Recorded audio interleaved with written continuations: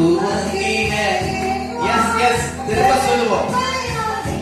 இதுவரைக்கும் ஆண்டவரே என்னை நிறைவா நடத்தி வருகிறேன். அந்த ஒரு குறைவே இல்லை. ஆமே, உங்களை தேடுகிற பிள்ளைகள் கைவிட தேவன் அல்ல. ஒரு தீமையும் நினைக்காத ஒரு தகப்பு நம்மை போல இல்லை.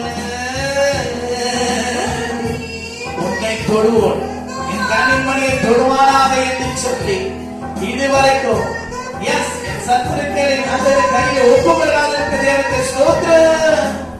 எபினேசரே எபினேசரே இன்னாவரை சுமந்தவர்